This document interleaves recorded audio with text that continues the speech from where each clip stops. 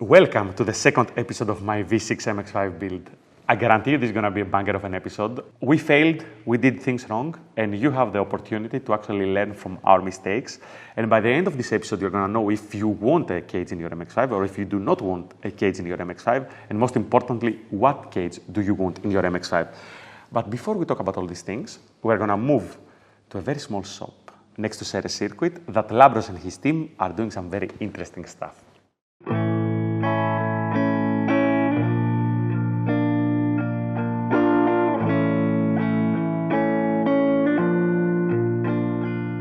Welcome to a perfect example of project car creep. We started saying that we might do a roll cage and maybe like a small refresh in the suspension. However, what you see here is an MX-5 down to bare metal. So the car has been blasted, all the paint has been removed, all the sealing, everything is out. We just have like bare metal, literally bare metal. And the very painful procedure of reinforcing the chassis has already started. I'm going to take you around and I'm going to show you all the small details. But what is basically happening is the guys are going around in every joint and they're seam welding everything. It's very cool because when you do it right, you actually get both the stiffness, but no really big weight penalty. You know, a lot of times people try to put like a lot of braces that they're going to make like a car stiffer, but this is like adding weight. Here we're going to try to reinforce without really adding that much weight. And then the roll cage is going to come on top, add some safety, but also add like structural rigidity. So this is going to be a much stiffer cell. So better performance and a safer car, which is a win-win in my head. Let's have a look around the car.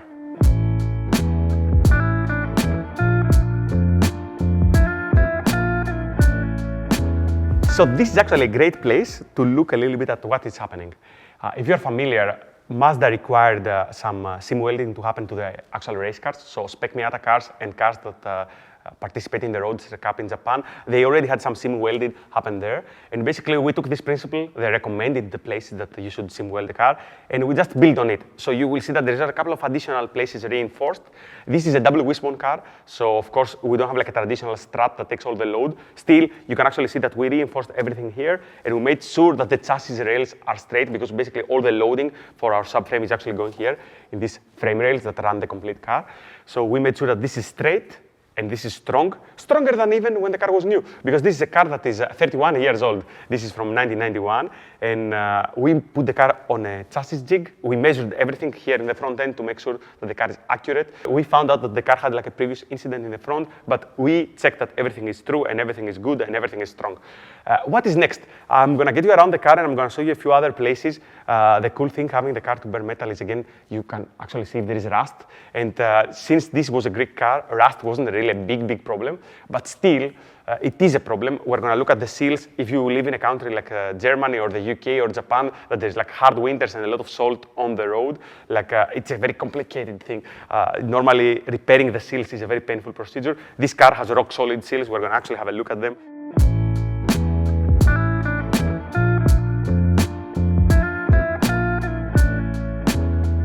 If you are familiar with used MX-5s, this is an area that causes a lot of pain.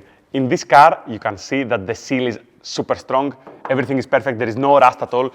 In the back and in the front, absolutely perfect.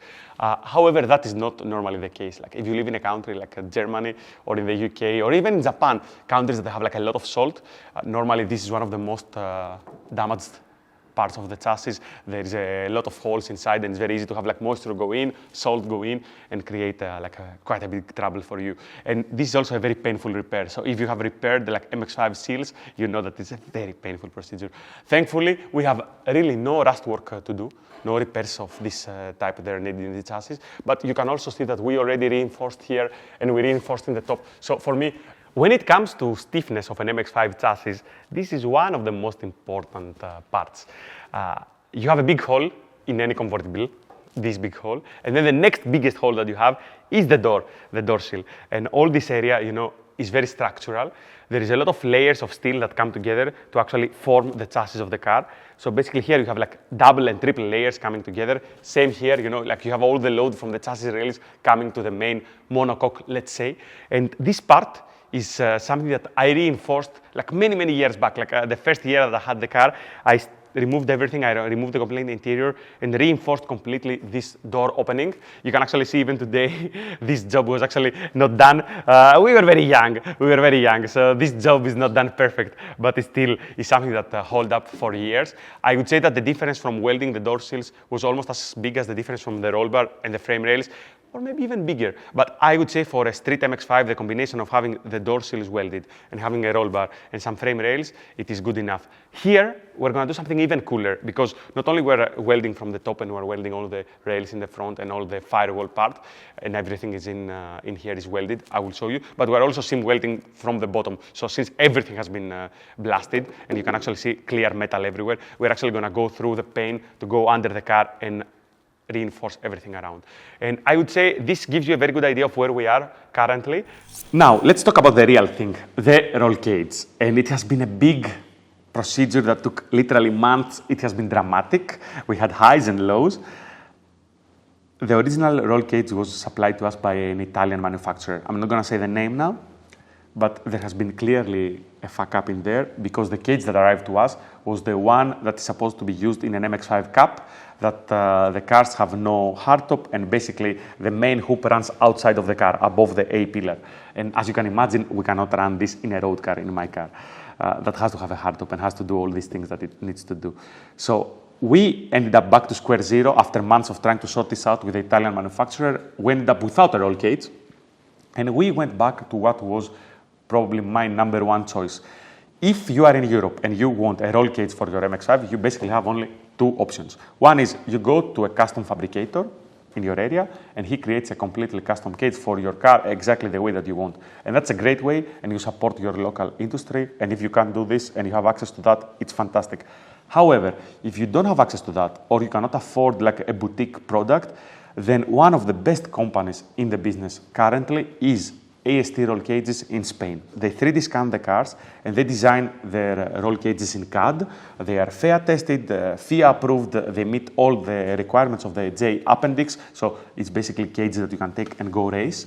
They have certified installers all over Europe. They actually have one in Greece. I didn't even know this at the time of this video, but now I do know that they have one in Greece. And of course, they have multiple in Spain and all over Europe. And even here in Germany, SPS is a certified installer. They actually, Jan has a AST roll cage on his personal car. We discussed about this. They also agree that the quality is great. So if you want to do that, AST roll cages is honestly one of the best options. Now, you might think that this is like a sponsored part, and I'm just saying good things because we got the part. In reality, my experience with AST was not great. There was a big delay getting the roll cage in, and they actually forgot one of the bars of the roll cage. So actually, we did the whole installation procedure at a very good installer that has not done an AST cage before. He finished the whole thing, and then we realized that the dash bar was missing. So of course, we had to have like this part shipped extra again, and the car has to go back to the installer to like. Not an ideal scenario. Let's say not an ideal scenario. And all this procedure took months, as it does when it is different suppliers involved and whatnot, and made me regret a little bit my idea of adding a roll cage in that car. However, nothing would prepare me for the real problems that we would face because of this choice. But I will tell you more about this after the video. Now let's go and see for the first time the car with a roll cage ready to take its first coat of paint.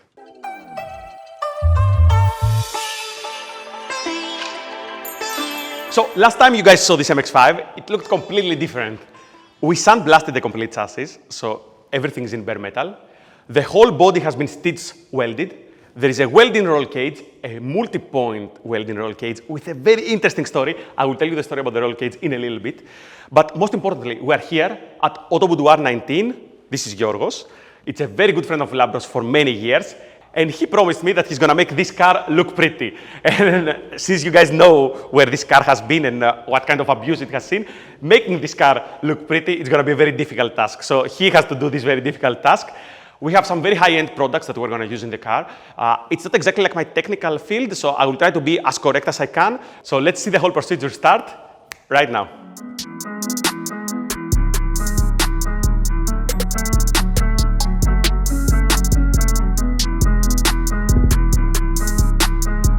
Our partner in this build is HP Body. We have here Michalis from HP Body. He's gonna overlook the whole technical procedure and he's gonna help Yorgos make like the right choices. They have a full range of products. The company is local, they're based in Thessaloniki, but they actually export in more than 75 countries. And their products are being used in high-end restorations. They do all kinds of crazy colors. We already had a bit of a tour of the facility. They have like multiple producing plants in the area and they do so much cool stuff. We're not gonna talk color right now. We're gonna go straight to the things. We have here their P989 epoxy primer.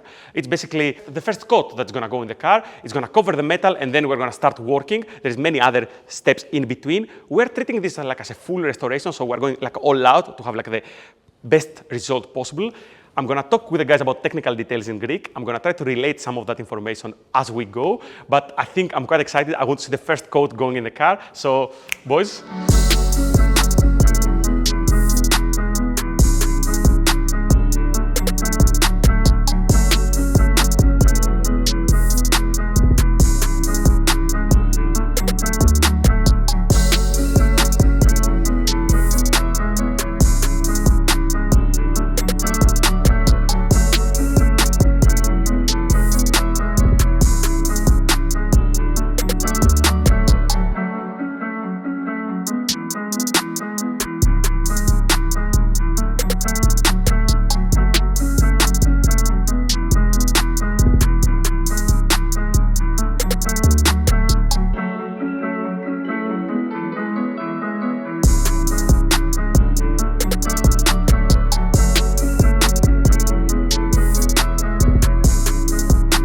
So the first coat of paint is in the car, primer to be exact.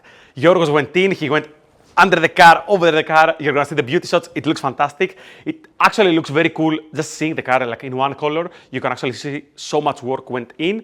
And there is a lot more work coming. The next couple of weeks, he's gonna be putting like a lot of manual labor around the car to make everything look perfect, to get it ready for the paint. I think the car is gonna be here at Autoboudoir 19. Like for the next couple of weeks, he has to really get all the surfaces right.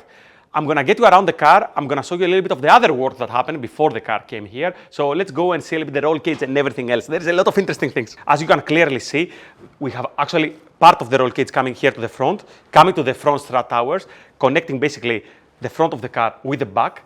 It's not as important because in a double wishbone car, the strut towers are not really structural, but it's still quite important to tie the whole chassis together. So we're gonna go back and see like the main structure of the roll cage, and you're gonna see there's a lot of work. This is not like a simple roll cage. And I will tell you its story right now. We have a cage here from AST.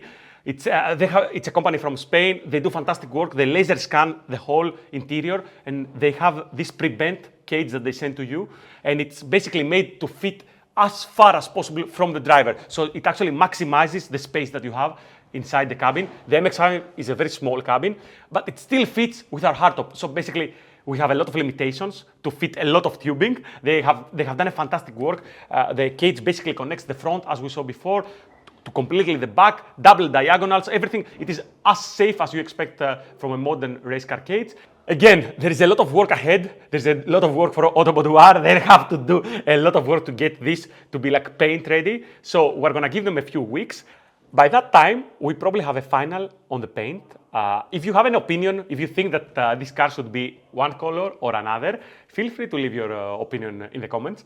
I'm really tempted keeping the car at the same color, but I also have like a wild idea. So feel free to give us your opinion. Tell us what you think this car should be. And we're gonna come back in a few weeks here at Veria at Autoboudoir 19, and we're gonna reveal what we will do. So stay tuned. And now let's talk about the roll cage itself, because yes, I almost lost my words there. I saw the car like beautiful body in white, like it honestly looked fantastic. But that roll cage is also the reason that I almost lost my mind. It is the reason that I almost regretted doing this whole build. It is the reason that I almost didn't want my MX-5. And I will explain. You're going to understand now why. And it makes perfect sense. But we never thought about this in the whole process.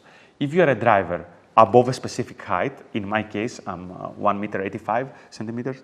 But if you are a driver above 1 meter 80, you cannot fit in a roll caged MX-5 in no fucking way possible. No matter what seat you try. We tried literally everything. We tried different Sparkos. We tried tillet, the thinnest tillet possible.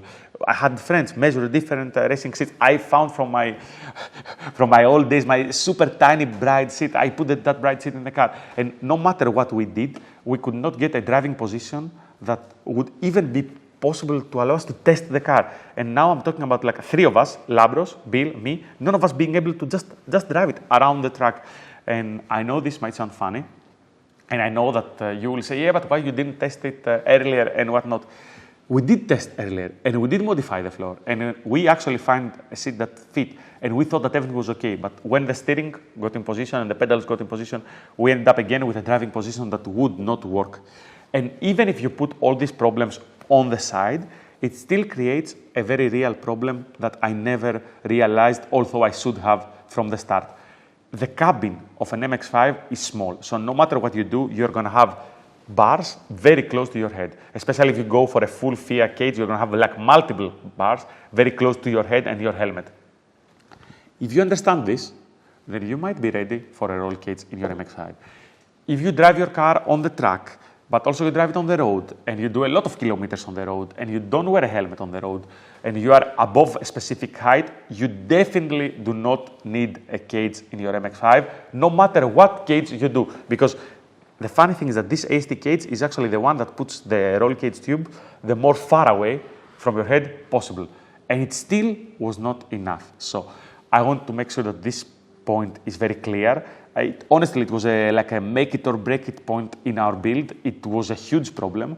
It made me not want to go back in my car. Like, imagine like you go through literally months, almost years of work in the car, and you have it there and it looks as everything that you had imagined, and then you cannot fit physically in it no matter what. You cannot be comfortable and drive it. And it was very painful, I will not lie to you. However, and this is why it's important to have good people around you, we marched on and we found a solution. And I'm gonna share with you what we did. But for now, I'm gonna stop talking. Enough with the roll cage. The next episode is gonna be exciting. It's gonna be about cool mechanical upgrades, about things that you can do in your MX-5. And we have a very cool package coming from the USA. Actually, I think the package is here. So, we have some very cool parts here. I'm not going to tell you yet what is in here. You'll have to wait for the next episode. But I guarantee you that the next episode is going to be all about mechanical upgrades. We are doing some very cool things in the car, including the electronics, DAS, PDM, suspension stuff. You'll have to wait. And all these are parts that are useful for your normal MX-5. They're not just for a V6 swap or for an all-out track car. I'm going to close the camera and open this, and you join us in the next one.